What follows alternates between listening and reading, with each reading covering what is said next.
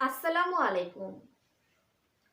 Milestone কলেজের পক্ষ থেকে অনলাইন ভিত্তিক ভিডিও ক্লাসে তোমাদের সবাইকে জানাচ্ছি স্বাগত। আজ অনলাইন ক্লাসে তোমাদের সাথে রয়েছি আমি কাজী ফাতেমা জাহান, প্রভাষক, জীববিজ্ঞান বিভাগ, মাইলস্টোন কলেজ। আশা করছি তোমরা সকলেই সুস্থ ও নিরাপদে আছো। প্রিয় শিক্ষার্থীরা, আজ আমরা নবম দশম শ্রেণীর জীববিজ্ঞান বিষয়ের কিছু অংশ নিয়ে আলোচনা করব। আমাদের আজকের আলোচ্য অংশ হচ্ছে দ্বিতীয় অধ্যায় জীবকোষ ও টিস্যু নিয়ে। অধ্যায়টি একটু বড় বিধায় আলোচনার সুবিধার জন্য আমরা এই অধ্যায়টিকে কয়েকটি অংশে বিভক্ত করেছি।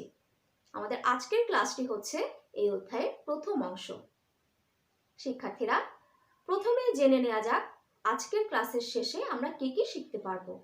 আজকের ক্লাসের শিক্ষণফল হচ্ছে কোষের সংজ্ঞা বলতে পারবো, কোষের বিভিন্ন প্রকারভেদ সম্পর্কে জানতে পারবো, বিভিন্ন প্রকার কোষের মধ্যে পার্থক্য করতে পারবো, কোষ প্রাচীর সম্পর্কে জানবো, প্রোটোপ্লাজম সম্পর্কে জানতে পারবো, কোষ ঝিল্লি সম্পর্কে জানতে পারবো এবং মাইটোকন্ড্রিয়া সম্পর্কে বিস্তারিতভাবে জানতে পারবো।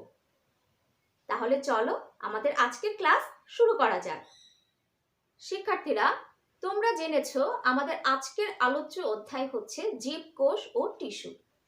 সবার প্রথমে আমাদের জানতে হবে জীবকোষ কি। তোমরা পূর্ববর্তী শ্রেণীতে জেনেছো জীবদেহের গাঠনিক একক হচ্ছে কোষ। যদি আরেকটু সুন্দর করে বলতে হয়, জীবদেহের গঠন ও কাজের একক হচ্ছে কোষ। বিজ্ঞানী লোই এবং সিকেভিচ 1969 সালে জীবকোষের একটি সুন্দর সংজ্ঞা প্রদান করেছেন। বৈষম্যভেদ্য পর্দা দিয়ে আবৃত এবং জীবজ ক্রিয়াকলাপের একক যা অন্য সজীব মাধ্যম ছাড়াই নিজের প্রতিরোধ তৈরি করতে পারে, এমন জীবসত্তাকেই বলা হয় কোষ। এই সংজ্ঞাটি আমরা যদি একটু ব্যাখ্যা করি, বৈষম্যভেদ্য পর্দা দিয়ে আবৃত। বৈষম্যভেদ্য পর্দা কি? বৈষম্যভেদ্য পর্দা মানে হচ্ছে আংশিক ভেদ্য কোনো পর্দা বা আবরণ। আংশিক ভেদ্য কি? যে পর্দা বা আবরণকে ভেদ করে কিছু উপাদান যাতায়াত করতে পারে, কিছু উপাদান যাতায়াত করতে পারে না। জীবজ ক্রিয়াকলাপের একক। তোমরা জানো একটি জীবকোষে বা একটি জীবদেহে প্রতিনিয়ত শারীরবৃত্তীয় কার্যকলাপ সংঘটিত হতে থাকে। এই কাজগুলো কিন্তু মূলত সংঘটিত হয় কোষে, যা অন্য সজীব মাধ্যম ছাড়াই নিজের প্রতিরূপ তৈরি করতে পারে। তোমরা জানো প্রতিটি জীবকোষ কোষ বিভাজন প্রক্রিয়ায় নিজের সংখ্যা বৃদ্ধি করতে পারে, নিজের প্রতিরূপ সৃষ্টি করতে পারে, যার জন্য সেই কোষের অন্য কোনো সজীব মাধ্যমের প্রয়োজন নেই। তাহলে সংজ্ঞাটি আমরা যদি আরেকবার লক্ষ্য করি, বৈষম্যভেদ্য পর্দা দিয়ে আবৃত এবং জীবজ ক্রিয়াকলাপের একক যা অন্য কোনো সজীব মাধ্যম ছাড়াই নিজের প্রতিরূপ সৃষ্টি করতে পারে, এমন সত্তাকেই বলা হয় জীবকোষ। এককোষী জীবদেহ একটি মাত্র কোষ দ্বারা গঠিত। বহুকোষী জীবদেহ একাধিক কোষ দ্বারা গঠিত। জীবদেহের এই কোষের গঠনেও কিন্তু ভিন্নতা রয়েছে, আকার আকৃতিতে পার্থক্য রয়েছে, কাজের পার্থক্য রয়েছে। এর উপর ভিত্তি করে কোষের প্রকারভেদ করা হয়েছে।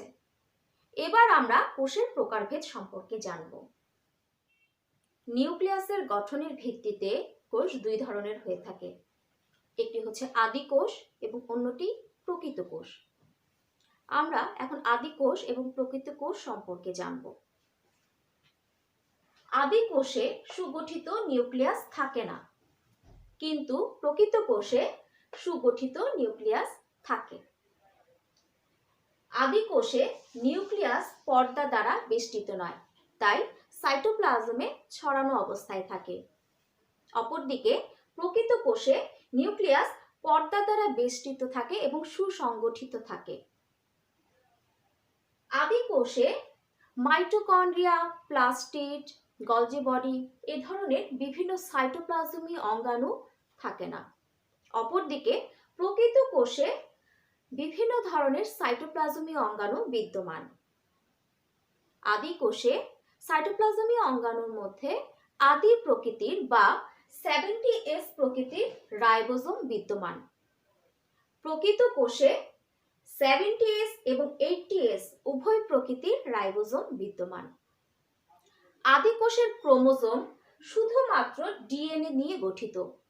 অপরদিকে প্রকৃত কোষের ক্রোমোজোমে ডিএনএ, হিস্টোন প্রোটিন এবং অন্যান্য উপাদান বিদ্যমান।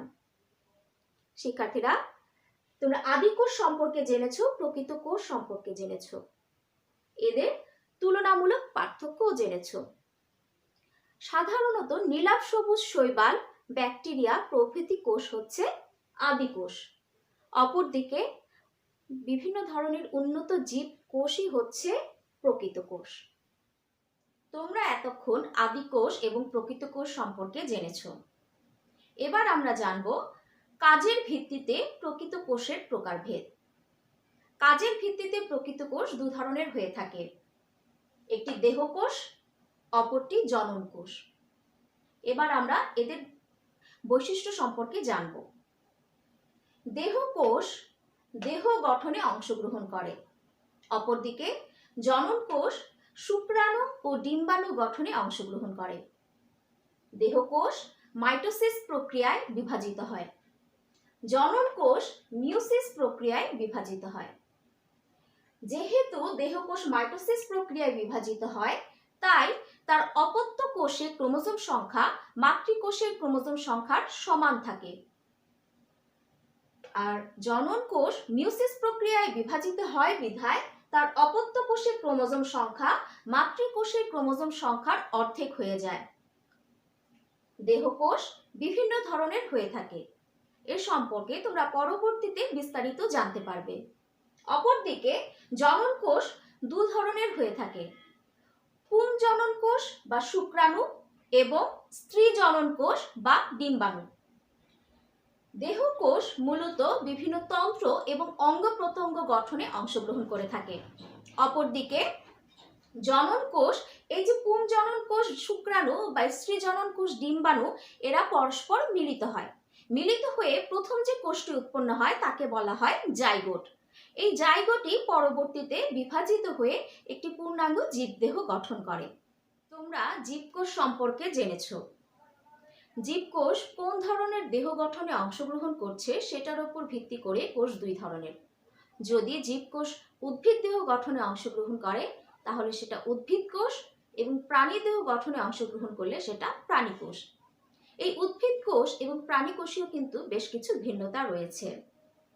মূলত উচ্চ শ্রেণীর উদ্ভিদ এবং প্রাণীর সকল কোষই প্রকৃত কোষ। এইসব প্রকৃত কোষ বেশ কিছু অংশ বা অঙ্গ নিয়ে গঠিত। আমরা প্রথমে একটি উদ্ভিদ কোষ লক্ষ্য করব, এর প্রধান অংশসমূহ লক্ষ্য করব। বোর্ডে যে চিত্রটি দেখা যাচ্ছে এটি হচ্ছে একটি মূলত প্রকৃত উদ্ভিদ কোষ। এর বাহিরের দিকে যে আবরণটি রয়েছে এটাকে বলা হয় কোষ প্রাচীর, এবং ভেতরের দিকে যে অংশটি রয়েছে দ্বিতীয় আবরণ, এটাকে বলা হয় কোষ ঝিল্লি। আমরা উপর থেকে লক্ষ্য করি, ভেতরে যে অঙ্গটি দেখা যাচ্ছে এটাকে বলা হয় এন্ডোপ্লাজমিক রেটিকুলাম।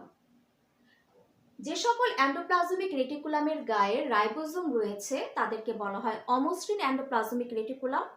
যাদের গায়ে রাইবোজোম নেই তাদের বলা হয় মসৃণ এন্ডোপ্লাজমিক রেটিকুলাম। যেহেতু এই এন্ডোপ্লাজমিক রেটিকুলামের গায়ে কোনো রাইবোজোম নেই, তাই এটা মসৃণ এন্ডোপ্লাজমিক রেটিকুলাম।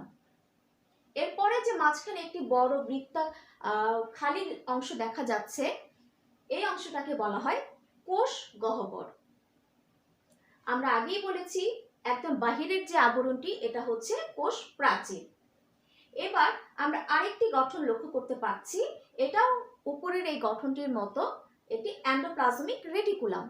কিন্তু যেহেতু এই এন্ডোপ্লাজমিক রেটিকুলামের গায়ে রাইবোজোম রয়েছে তাই এটি অমসৃণ এন্ডোপ্লাজমিক রেটিকুলাম। এরপরে যে একটি অংশ দেখা যাচ্ছে এটা হচ্ছে নিউক্লিয়াস। এই নিউক্লিয়াসের বেশ কিছু অংশ রয়েছে। এর বাহিরের দিকে যে আবরণটি রয়েছে এটাকে বলা হয় নিউক্লিয়ার আবরণী। এই নিউক্লিয়ার আবরণীর মাঝে কিছু সূক্ষ্ম রন্ধ্র রয়েছে একে বলা হয় নিউক্লিয়ার রন্ধ্র। এই মাঝখানে একদম বৃত্তাকার গাঢ় অংশ যেটি দেখা যাচ্ছে এটাকে বলা হয় নিউক্লিওলাস, এবং ভেতরে সুতার মতো যে তন্তুকার গঠন দেখা যাচ্ছে এটাকে বলা হয় ক্রোমাটিন তন্তু। এই নিউক্লিয়াসের নিচে যে গঠনটি আমরা দেখতে পাচ্ছি এটাকে বলা হয় গলজি বস্তু বা গলজি বডি। আমরা শুরুতেই বলেছি কোষ প্রাচীরের নিচে যে স্তরটি রয়েছে এটাকে বলা হয় কোষ ঝিল্লি বা প্লাজমা লেমা বা প্লাজমা মেমব্রেন। এরপরে যে গঠনটি দেখা যাচ্ছে এটা হচ্ছে মাইটোকন্ড্রিয়া। এরপরে যে গঠনটি রয়েছে দ্বিস্তর বিশিষ্ট এটাকে বলা হয় ক্লোরোপ্লাস্ট। এখানে যে একটি অংশ দেখা যাচ্ছে এটা হচ্ছে লাইসোজোম, এবং পুরো কোষ জুড়ে যে ক্ষুদ্র দানাদার অংশ দেখা যাচ্ছে এটাকে বলা হয় সাইটোপ্লাজমীয় মাতৃকা বা সাইটোপ্লাজমীয় ধাত্র। এই সমস্ত অংশগুলো নিয়েই কিন্তু একটি উদ্ভিদ কোষ গঠিত। শিক্ষার্থীরা, এবার আমরা জানব প্রাণী কোষের বিভিন্ন অংশ সম্পর্কে। তোমরা একটি চিত্র দেখতে পাচ্ছ, এই চিত্রটি হচ্ছে একটি প্রাণী কোষ। এখানে প্রাণী কোষের প্রধান অংশসমূহ দেখানো হয়েছে। আমরা একটু লক্ষ্য করি, উপরে যে অংশটি দেখা যাচ্ছে এটাকে বলা হয় মাইক্রোভিলাস। এরপরে যে অংশটি দেখা যাচ্ছে এখানে দেখা রয়েছে এটা হচ্ছে এন্ডোপ্লাজমিক রেটিকুলাম। এর গায়ে যেহেতু কোনো রাইবোজোম নেই তাই এটি হচ্ছে মসৃণ এন্ডোপ্লাজমিক রেটিকুলাম। এরপরে যে অংশটি আমরা দেখতে পাচ্ছি এটি হচ্ছে গলগি বডি বা গলজি বস্তু। গলজি বস্তুর ঠিক নিচে যে অংশটি রয়েছে এটাকে বলা হয় সেন্ট্রোসোম বা সেন্ট্রোজোম। এরপরে মাঝখানে যে অংশটি দেখা যাচ্ছে এই পুরোটা নিয়ে হচ্ছে নিউক্লিয়াস। নিউক্লিয়াসের বিভিন্ন অংশ রয়েছে। একদম গাঢ় রঙের যে অংশটি দেখা যাচ্ছে বৃত্তাকার এটি হচ্ছে নিউক্লিওলাস। নিউক্লিয়াসের চারিপাশে যে আবরণটি রয়েছে এটাকে বলা হয় নিউক্লিয় পর্দা, এবং এই যে ভেতরে সুতার মতো যে অংশটি দেখা যায় এটাকে বলা হয় ক্রোমাটিন। নিউক্লিয়াসের সংযুক্ত অবস্থায় যে অংশটি দেখা যাচ্ছে এটাকে বলা হয় এন্ডোপ্লাজমিক রেটিকুলাম। আমরা প্রথমে এক ধরনের এন্ডোপ্লাজমিক রেটিকুলাম দেখেছি, এখানেও আরেক ধরনের দেখা যাচ্ছে, কিন্তু যেহেতু এই এন্ডোপ্লাজমিক রেটিকুলামের গায়ে রাইবোজোম যুক্ত আছে তাই এটাকে বলা হয় অমসৃণ এন্ডোপ্লাজমিক রেটিকুলাম। এরপরে নিচের দিকে যে অংশটি দেখা যাচ্ছে এটা হচ্ছে মাইটোকন্ড্রিয়া। মাইটোকন্ড্রিয়া উদ্ভিদ কোষ প্রাণী কোষ উভয়েই বিদ্যমান। এরপরে যে অংশটি দেখা যাচ্ছে ছোট্ট গোলাকার একটি অংশ এটা হচ্ছে গহ্বর, কোষ গহ্বর, এবং নিচের দিকে যে অংশটি দেখা যাচ্ছে এটাকে বলা হয় লাইসোজোম। এই অংশগুলোই হচ্ছে একটি প্রাণী কোষের প্রধান অংশ। তোমরা এতক্ষণ উদ্ভিদ কোষ এবং প্রাণী কোষ সম্পর্কে বিস্তারিতভাবে জেনেছো, তার চিত্র লক্ষ্য করেছো। এই উদ্ভিদ কোষ এবং প্রাণী কোষে যে বিভিন্ন ক্ষুদ্র অঙ্গাণু রয়েছে সেগুলো সম্পর্কেও জেনেছো। উদ্ভিদ কোষ এবং প্রাণী কোষে এই অঙ্গাণুগুলোর অনেকগুলোতে মিল থাকলেও কিছু অঙ্গাণুতে পার্থক্য রয়েছে। আমরা এখন একটি উদ্ভিদ কোষ এবং একটি প্রাণী কোষকে পাশাপাশি রেখে লক্ষ্য করব, তাহলে আমরা কি কি পার্থক্য রয়েছে সেটাও বুঝতে পারব। উদ্ভিদ কোষের চারিদিকে সেলুলোজ নির্মিত কোষ প্রাচীর বিদ্যমান, কিন্তু প্রাণী কোষে কোনো কোষ প্রাচীর নেই। উদ্ভিদ কোষে সালোক সংশ্লেষণকারী অঙ্গাণু ক্লোরোপ্লাস্ট বিদ্যমান, কিন্তু প্রাণী কোষে কিন্তু কোনো ক্লোরোপ্লাস্ট নেই। উদ্ভিদ কোষে কোষ গহ্বর আকারে বড় এবং তুলনামূলকভাবে কেন্দ্রে অবস্থান করে। অপরদিকে প্রাণী কোষে কোষ গহ্বর আকৃতিতে ক্ষুদ্র এবং এক পাশে অবস্থান করে। উদ্ভিদ কোষে কোনো সেন্ট্রোজোম থাকে না, কিন্তু প্রাণী কোষে সেন্ট্রোজোম বিদ্যমান। আমি এখানে দুইটি চিত্রে যে জিনিসগুলো পার্থক্য রয়েছে সেটি লাল রং দিয়ে চিহ্নিত করেছি। আমি আশা করছি তোমরা বুঝতে পেরেছো এবং উদ্ভিদ কোষ এবং প্রাণী কোষের পার্থক্য তোমরা বুঝতে পেরেছো। আমরা এতক্ষণ কোষের বিভিন্নতা সম্পর্কে জেনেছি, বিভিন্ন ভেদের কোষ সম্পর্কে জেনেছি, এদের পার্থক্য কিন্তু আমরা জেনেছি। আমরা এখন জীবকোষে বিদ্যমান কিছু কোষীয় অঙ্গাণু সম্পর্কে জানব। সবার প্রথমে আমরা জানব কোষ প্রাচীর সম্পর্কে। কোষ প্রাচীর উদ্ভিদ কোষের একটি অনন্য বৈশিষ্ট্য। প্রাণী কোষে কোষ প্রাচীর থাকে না। এটি মূলত মৃত বা জড় বস্তু দিয়ে তৈরি। কোষ প্রাচীরের রাসায়নিক গঠন কিন্তু বেশ জটিল। এখানে মূলত cellulose, hemicellulose, lignin, pectin, suberin নামক রাসায়নিক পদার্থের স্তর রয়েছে। কোষ প্রাচীরের আমরা একটু চিত্রটি লক্ষ্য করি। উপরে যে চিত্রটি দেখা যাচ্ছে এটি কোষ প্রাচীরের প্রস্থচ্ছেদ, নিচে যে চিত্রটি দেখা যাচ্ছে এটি কোষ প্রাচীরের লম্বচ্ছেদ। কোষ প্রাচীর মূলত তিনটি স্তর দ্বারা গঠিত। একদম মাঝের যে স্তরটি রয়েছে তাকে বলা হয় মধ্যপর্দা। আমরা প্রস্থচ্ছেদেও দেখতে পাচ্ছি মধ্যপর্দা, লম্বচ্ছেদেও দেখতে পাচ্ছি মধ্যপর্দা। একদম মাঝের যে স্তরটি সেটি হচ্ছে মধ্যপর্দা। মধ্যপর্দার উপর যে স্তরটি গঠিত হয় সেটি হচ্ছে প্রাথমিক স্তর। আমরা দেখতে পাচ্ছি মধ্যপর্দার উপরে যে স্তরটি রয়েছে সেটাকে বলা হয় প্রাথমিক প্রাচীর। এখানেও আমরা লক্ষ্য করতে পারছি মধ্যপর্দার উপরে যে স্তরটি গঠিত হয়েছে সেটা হচ্ছে প্রাথমিক প্রাচীর। প্রাথমিক প্রাচীর এক স্তর বিশিষ্ট হয়ে থাকে। এই প্রাথমিক প্রাচীরের উপর আরো কিছু রাসায়নিক উপাদান এসে জড়ো হয়ে এর পরবর্তী স্তরটি গঠন করে, সেটি হচ্ছে গৌণ প্রাচীর। এই গৌণ প্রাচীরও কিন্তু 3 স্তর বিশিষ্ট। এই প্রাচীরের মাঝের ছিদ্রকে কূপ বলা হয়। এই প্রাচীরে কিছু সূক্ষ্ম ছিদ্র লক্ষ্য করা যায়, এই ছিদ্রগুলোকে বলা হয় কূপ।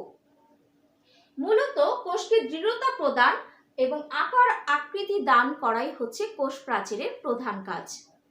এছাড়াও কোষ প্রাচীরে আরেকটি শব্দ রয়েছে, সেটি হচ্ছে প্লাজমোডেজমাটা। প্লাজমোডেজমাটা কি? কোষ প্রাচীরের স্থানে স্থানে কিছু সূক্ষ্ম ছিদ্র রয়েছে, যার মধ্য দিয়ে পাশাপাশি কোষের মধ্যে প্রোটোপ্লাজমিক যোগাযোগ রক্ষা করা হয়। এই যে যোগাযোগ রক্ষিত হওয়ার যে ছিদ্র, সূক্ষ্ম ছিদ্র, এটাকেই বলা হয় প্লাজমোডেজমাটা। এই প্লাজমোডেজমাটার সাহায্যে পাশাপাশি কোষের মধ্যে বিভিন্ন উপাদানের আদান প্রদানও নিয়ন্ত্রিত হয়।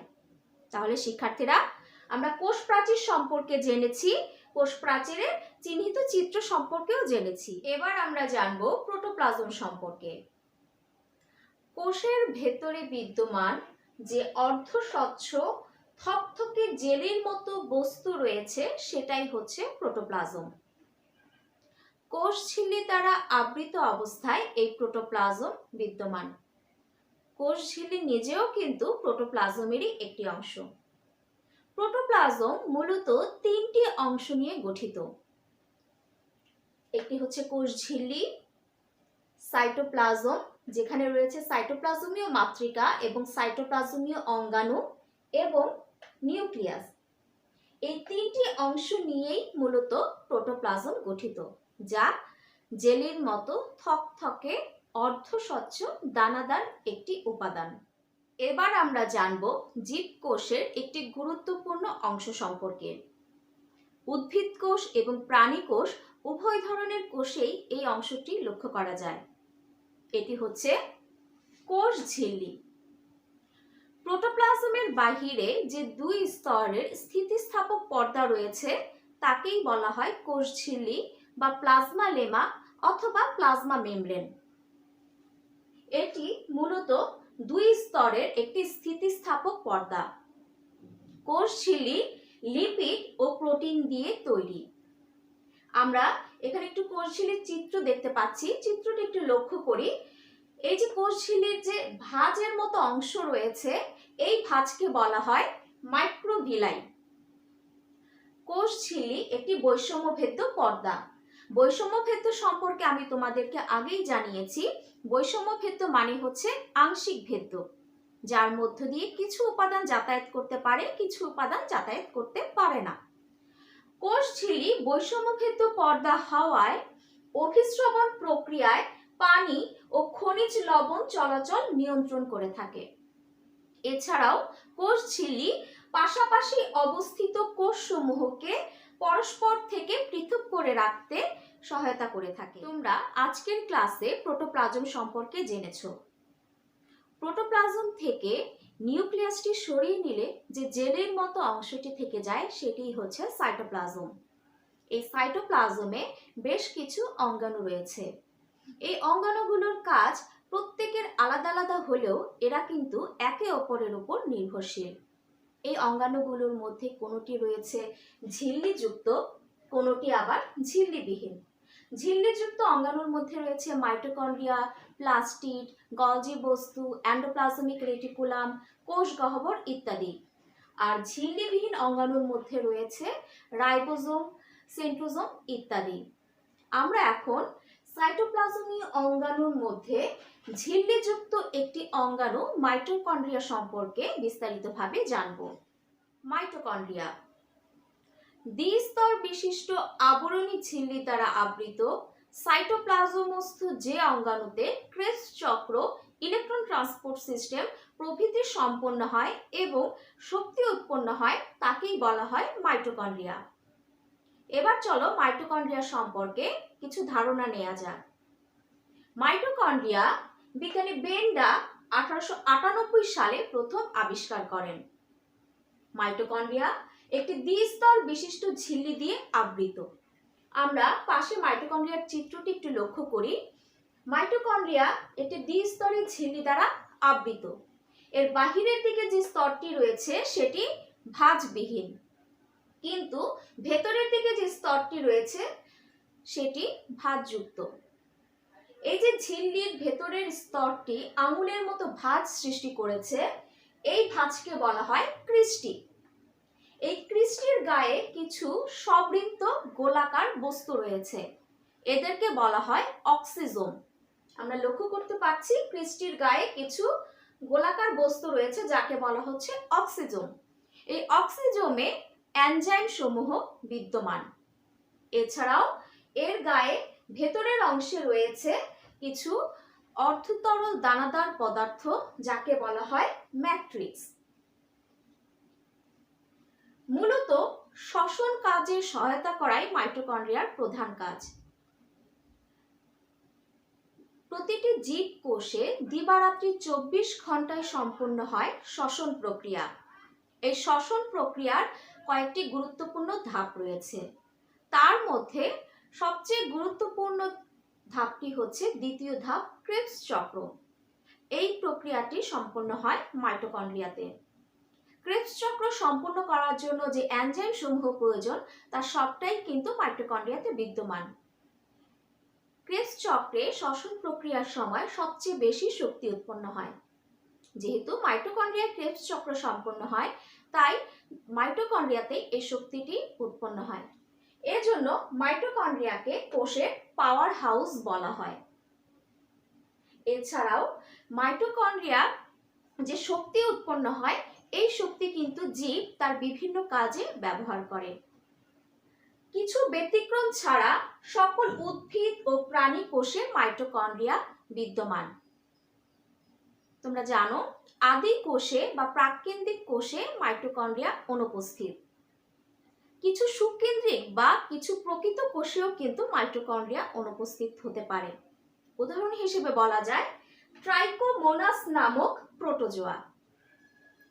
তাই ধারণা করা হয় বিবর্তনের ইতিহাসে কোনো সময় কোনো সুকেন্দ্রিক কোষে মাইটোকন্ড্রিয়া হয়তো প্রবেশ করেছিল এবং পরবর্তীতে সেখানেই স্থায়ীভাবে বসবাস করা শুরু করেছে। আমি আশা করছি তোমরা মাইটোকন্ড্রিয়া সম্পর্কে বিস্তারিতভাবে বুঝতে পেরেছো। শিক্ষার্থীরা, তোমরা আজকের ক্লাসের শুরুতে শিখন ফলে দেখেছো আমাদের আজকের ক্লাসের আলোচনা মাইটোকন্ড্রিয়া পর্যন্ত। যেহেতু আমরা ক্লাসের শেষ পর্যায়ে চলে এসেছি, এবার তোমাদের জন্য বাড়ির কাজ। তোমাদের বাড়ির কাজ হচ্ছে আদি কোষ ও প্রকৃত কোষের মধ্যে পার্থক্য লিখো এবং চিত্রসহ মাইটোকন্ড্রিয়ার গঠন বর্ণনা করো। তোমরা প্রত্যেকেই তোমাদের বাড়ির কাজগুলো সুন্দরভাবে সমাধান করে বিষয় শিক্ষককে দেখাবে। আমি আশা করছি তোমরা সবাই আজকের ক্লাসের আলোচনা বুঝতে পেরেছো। তারপরেও যদি কারো কোনো অংশে কোনো সমস্যা থেকে থাকে, অবশ্যই বিষয় শিক্ষকের সাথে কথা বলবে এবং বিষয়টি ক্লিয়ার করে নেবে।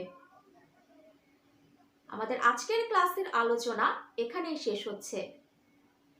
পরবর্তী কোনো এক ক্লাসে তোমাদের সাথে আবার দেখা হবে। তোমরা সবাই ভালো থেকো। আল্লাহ হাফেজ।